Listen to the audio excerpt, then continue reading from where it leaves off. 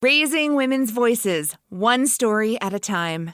Welcome to the She Said Project podcast.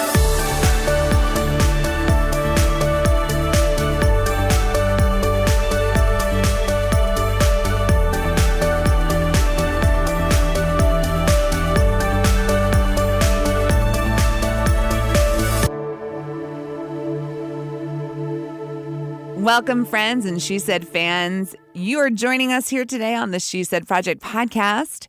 I am your host, Jeanette Jerzyk, National Director of the She Said Project. With me in studio, Carrie Rosso, founder, and I just can't speak fast enough because I want to get to our guest who is 4'10" of awesome. Are you talking about the incredible Donna Jones? The one and only. You know, we like to chat a little bit about what the She Said Project is in the show. Nope. No, not today. No. Today, it is all about DJ. DJ is in the house. Not just, I mean, she's live in the studio with us today to talk about her experience in That's What She Said. She was in the Champaign-Urbana show in 2019. We cannot say enough amazing things about this woman. Let's just get her out here. Donna Jones, welcome to the She Said studio. Oh. How are you today? Fine. How are you? Oh my God. You know what? It's My day awesome. just got brighter and better because you are here. There are not enough good words in the English vocabulary to talk about Donna Jones, who she is in this community, who she is as a person, and what role she played in That's What She Said 2019. So Donna, thank you for joining us today. We're here because we want to share stories like yours with a greater audience, with women, not just in our community, but across the globe, who can benefit from the women who, like you, have been bold and brave and shared their stories from the stage. Your story is incredibly unique and powerful. When we asked you to join us in the live production of That's What She Said, do you remember? Yes. Do you remember that conversation? Yes, and I'm so honored. And I've really been remembering what happened that day. Well, we talked a lot about what your story could be. And, you know, in your community of Champaign-Urbana, you are known as a powerhouse. You are a spitfire. You are, no one can stop Donna Jones. You're a volunteer minister. You're a pastor at Restoration Urban Ministries. You work tirelessly with the homeless in our community. You're known for your bubbly, energetic personality. Well, funny. We were counting on you. Everyone says repeatedly, they'll say all these great things about you. And like, she is a stitch. She is so funny. And someone who likes to think they're funny, when someone else is funny, I always think, ooh, I bet they got stuff. I bet they got stuff. And boy, did you bring the stuff. Okay. I'm not. I think that I'm funny. My husband says I'm not. Well, Let's get our guest on the phone. He doesn't know.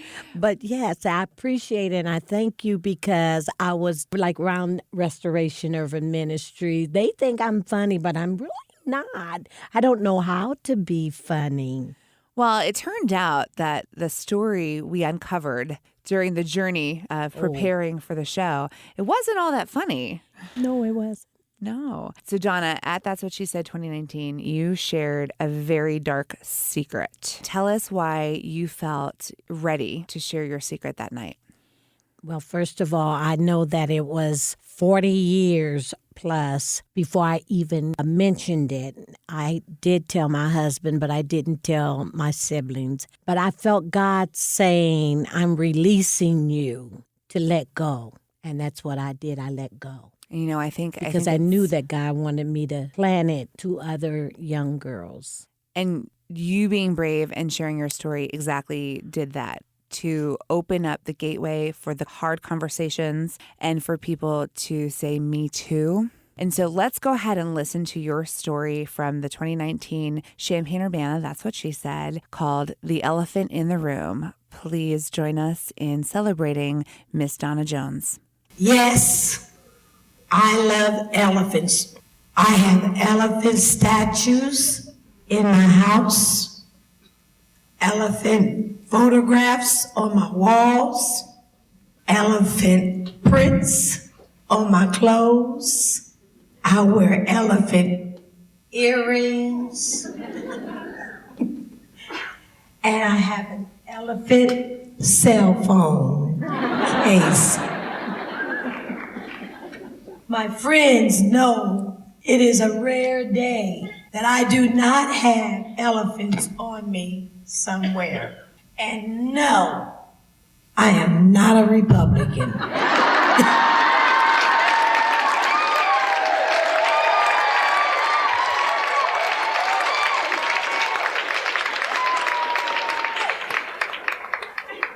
Elephants have always brought me joy. They are just so big and strong, but yet such elegant creatures. I would own a real one if I could. In fact, one of the highlights of my life was when I got to ride a live elephant at the fairgrounds in California. My very first elephant was a gift from my auntie. I must have been around 14 years old. And I held on to that elephant and grew very possessive of my elephants through the years. I had a beautiful childhood and a beautiful family and a beautiful mother who lived to be 101 years old.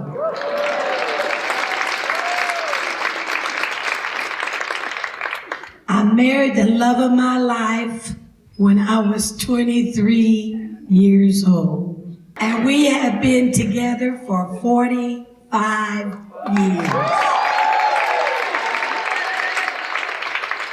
And raised 4 children. It sounds like a beautiful story of innocent young love, doesn't it? For most people, the story of getting married at 23 would be the beginning, the start of your lives together. But for me, it wasn't. I had already had 2 husbands, 4 children, and a lifetime of pain, confusion, secrets, and stories. There are things that happened to me that I never talked about, not to nobody. I couldn't tell my mother. I couldn't tell my siblings. It took me a long time to realize that my innocence was stolen from me, that what these men did to me was not okay. I didn't know. I didn't know about things that happened between grown men and women.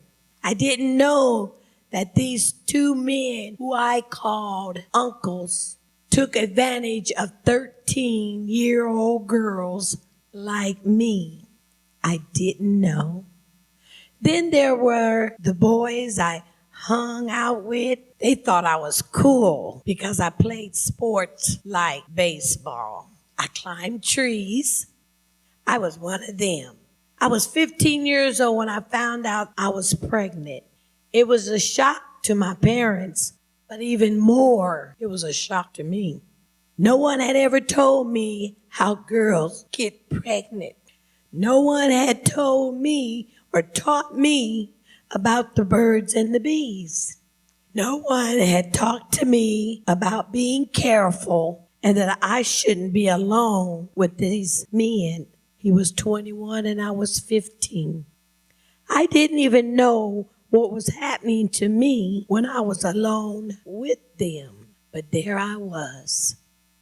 One day I was climbing trees with the boys, and the next I was in the delivery room pushing out a baby girl. It was what it was. I was a mommy. And I had to figure out what was next. I got married at 17 and had 2 more babies. That husband didn't work out. I tried it again at 21. We had 1 baby together, and he didn't work out either. So by 23 years old, I was single and with 4 babies and a big secret. But I got blessed. I fell in love with this wonderful man who loved me and my children. At first, I didn't tell him anything. How could I? My secrets brought shame. It must have been my fault. I did things I was not proud of, but little by little, I grew in his love and found safety and protection. He loved me for me. And I was able to tell him, but just him, that one person who helped me carry my secret all these years. I buried my mother at the incredible age of 101. And even then, even after all that time had passed, she never knew. In fact, it took me 40 years to understand it all. It took me 40 years to be able to say the words. It took me 40 years to realize that I was raped.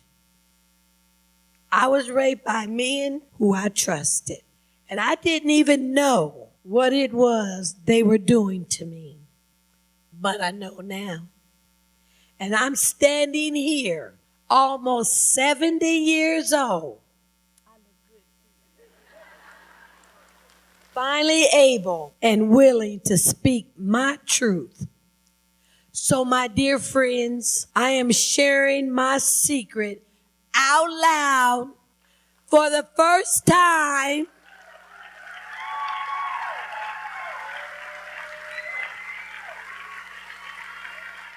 For the first time with anyone besides my darling husband here tonight. I was taken advantage of many times. I was left alone with men who I was supposed to trust. I had a baby girl without even knowing how babies were made. I learned a lot since then. I learned to trust people, and I found my faith in the Lord.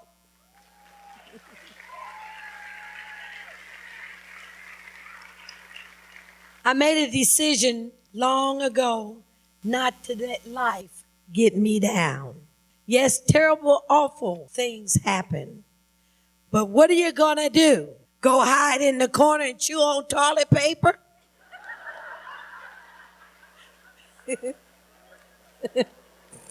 Not me. I am a truly happy person. I look in the mirror and I see 4 feet and 10 inches of fabulous.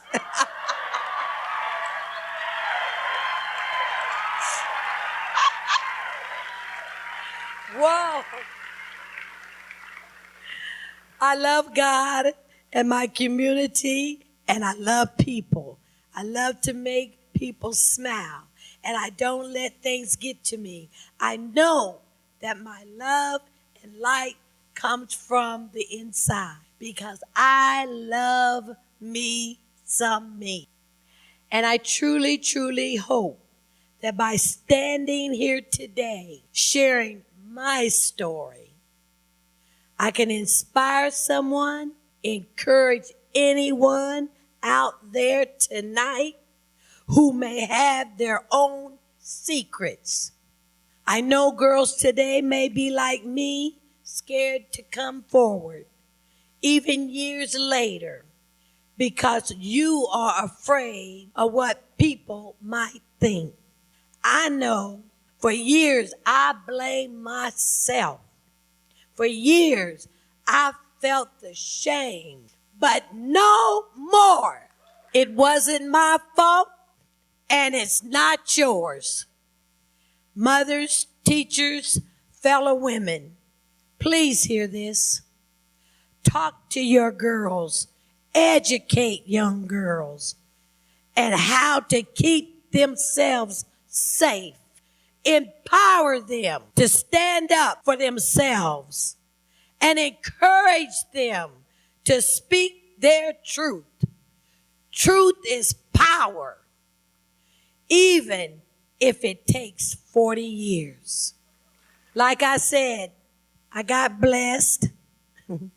I found a strong, loving man to listen and be there for me, to be my partner and raise our children. He is larger than life. This man with his jolly smile and his big old round belly, he's my rock, my safety. Sometimes I wake up at 3 o'clock in the morning to rub his belly.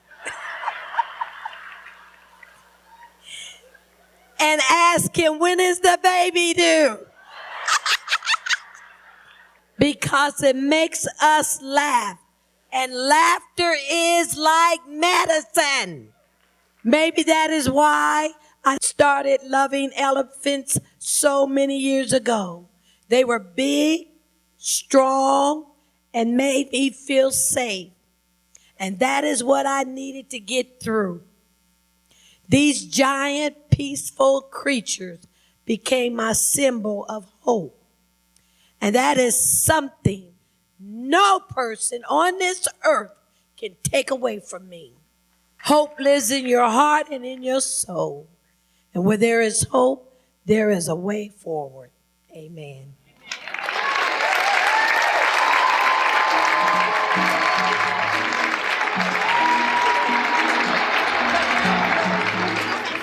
Amen. Amen. Amen, Miss Donna.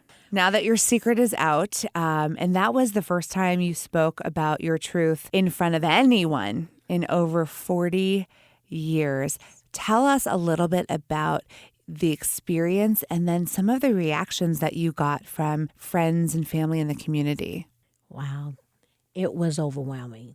It was almost like my children had not ever heard that story. And my oldest is 54. She had never heard it. And it was like, Mom, why didn't you tell us? You know, Mom. And then everybody's crying and boo-hooing. And I'm just like, well, it wasn't for me to tell it. And they said, Mom, you were so wonderful. If we had known, you know, it would have been smothering kisses. Mm-hmm.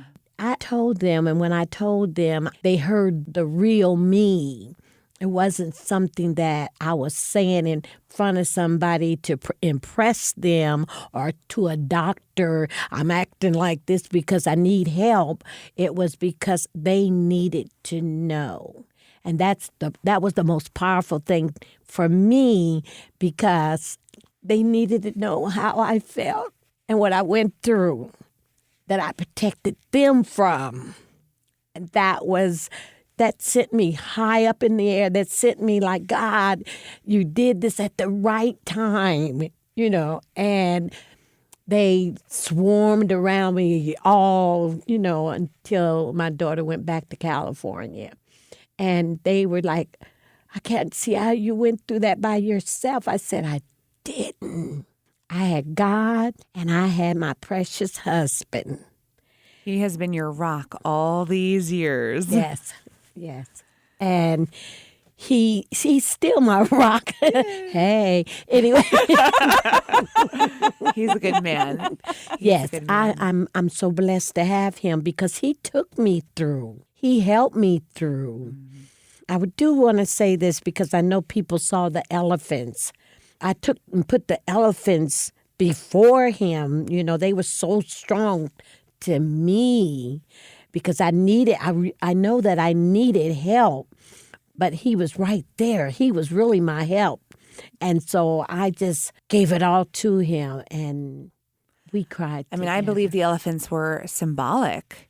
Oh my goodness! They were something in your life that you could turn to for comfort and for safety and security. And you held on to the secret for over 40 years in an act of selflessness. Like you said, you wanted to protect your children, your family. Your mother never knew. No. And by boldly sharing the story, we live in a different time now where we encourage young girls to stand up for themselves and to speak for themselves, and to be brave enough to say no when they're faced with an awkward or uncomfortable situation. But the beautiful thing is, last week in the newspaper, it was like every day for 4 straight days, there was a story that on similar lines. And I was so grateful. I kept thinking back to in your piece when you had a call to action to parents, teachers, pastors. Teach your girls, teach them, empower them. Times have changed, but these are issues that are still prevalent and damaging. And I loved that you gave that to people that night. I had an incident just recently about, that's what she said, because a lady was going through, and she didn't really know me because she wasn't there. And she said, "You talk like this lady at the theater." And I wanted to say what, but then I didn't want to prolong her. So I just said, I'm Donna Jones. I'm Donna Jones. And I'm the one that talked about being raped. And she said, "It's you." And I said, "Yeah, it's me." And so we did go off and we talked. And then at the church, we had an incident. And I was telling them on what to look for, because you don't know what to look for. You don't know what's going on. And this is the time to start telling our young girls, if this happens, we want to hide from it. But if this happens, you get to an adult immediately. And the lady, she cried and cried and cried. I felt like she wanted to talk, but she didn't have that kind of time to tell her, you whatever you went through, speak to God first. I believe that when I spoke to you, that's when God spoke. Because I couldn't understand, why am I telling you my story? Why am I telling you what happened to me? And then I turned around to myself and I said, she's not God. Why am I telling her this? And so it was just, and it came piece by piece. I knew that what was going on, those pieces were breaking up on the inside of me. They were breaking up to keep telling you, and I didn't even want you to leave. I kept saying, "Why are you here?" And you said, "Well, Donna, we're doing this show." But that's not what I felt on the inside. Why was I breaking up? And especially, why was I breaking up to you? I didn't know you. But God said, "I'm breaking you up. Donna, I'm giving you the open door to do this story." Donna, I will never forget those days that you and I spent talking about your past and uncovering your story as we were trying to figure out what you were going to share that night. And after many hours of talking, and little by little, you shared a little more and you shared a little more. And I remember the day we looked at all our notes on the table and you looked at me and you said, "I think this is the story I'm supposed to tell." And I was brought to, that's what she said, for the purpose of, God's giving me permission to share my secret now. And it has been a privilege and an honor to work with you and to hold the microphone and the light and watch you flourish and blossom and open up like this beautiful flower. And like you said in your piece, you look in the mirror and you see 4'10" of fabulous. And that is what everyone sees. And people don't see what's really going on the inside, but you have broken that mold. You have told the universe that it is okay to be a little bit broken and a whole lot of brave. A whole lot of sassy.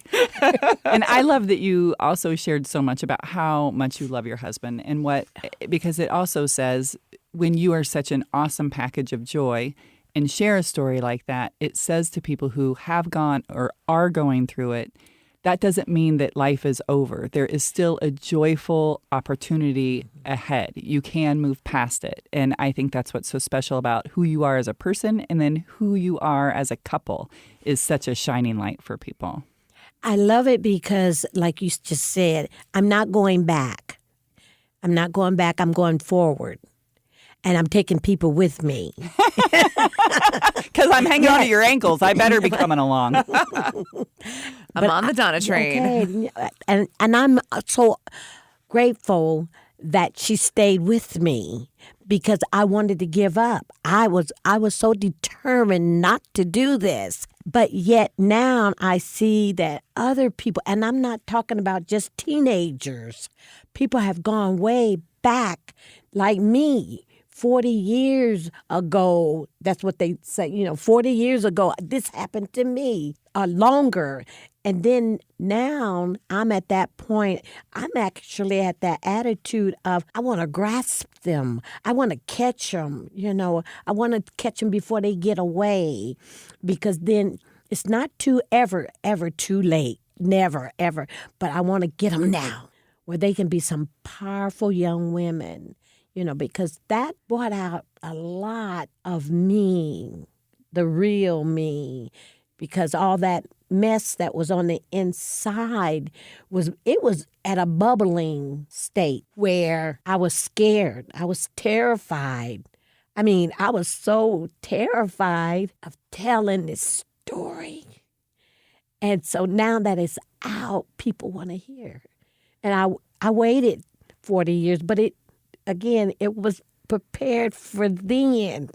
I mean, talk about a buildup. There was not a Oh. dry eye in the house. You got a huge standing ovation. You know, there were women cheering you on because you said, you know, the words that people are so afraid to say. And you were so truthful and honest. And thank you. Oh my God, thank you. And I know that you've been asked to share your story at other community events and at your church. And it's set off a chain reaction in our community. It was beautiful. So what you couldn't see was I'm looking at you and I see the other speakers behind you and they literally have your back and Aaron Tarr helping. And then the people that were in front of you that you probably couldn't see because of the lights, you could hear a pin drop and you literally were surrounded by people blown away by what you were saying, but loving you and connecting to you. And just being grateful that you were sharing that. I felt the power of God there. I felt him moving from seat to seat. I felt him, and my granddaughter, I mean, she's a crybaby anyway, but she cried all the way through it. But I could feel God moving, and people were, "Where's Donna Jones?" Because I wanted to leave because I was a mess. Right. I was a mess. It's an I wanted to emotional leave. experience, Yeah. yes. And I didn't want anybody to see me being a mess. But it was not the mess I'm thinking of. It's the mess of I got rid of the mess. I got rid of it. And to say I got rid of it, my husband he spoils me. Real bad. And so now, I look at him and he'll say, don't cry. Oh, Because I know I'm spoiled. But it's something, and it's amazing because I hear other women talking about how long they held on to it. And even in the world, how they held on to it years and years. And I was the one to say, I don't know why they holding on to it. But I was the one that was holding on. I Oh, you was mean talking before to your story? myself. Oh my gosh. I used to get so angry that, yes, I know this sounds crazy. Why didn't they tell it a long time ago? You would think that about other women who were sharing their. I was saying it to myself. Oh, girl. I was like, why don't they tell it? And I was talking to myself. And now that it's done, the story is told, it's out there. What has changed in your world and your experience? Well, what's really changed in my world is, and I don't know if you'll understand this or not, but just, Donna, you be careful. You be careful. Because you can take it too light and then you lose. I'll lose somebody and I don't want to lose anybody. I want to talk to them like a little girl. Like me. Donna, what we learned from you that night in the show is that even when you are keeping secrets or overcoming tragedy, you can choose to live with joy. That is a decision you made a long time ago to always go towards the light, to create a world of joy in your family and in your relationships. And I think anyone who knows you can see how evident that is and how you truly live by that. And so you're an inspiration in so many levels. I want to thank you for being here today, for all the bravery it took to put your story together and to put it live on stage in front of 1,200 women. And now I'm beyond grateful that with the She Said Project podcast, we can share your story and the light and inspiration that is Donna Jones with as many women as we can. And your gift just keeps on giving. Yes. So thank you. Thank you. I don't have anything else to add to that, Carrie Rosso. We'll take a cry break now. Okay, so all our friends, go find your tissues. We're going to take a moment, and we Thank appreciate you with us today. Join us each week as we share another story from the She Said Vault here on the She Said Project podcast. I thank you for inviting me. I'm so glad to tell it. Yay. Thank you, Donna.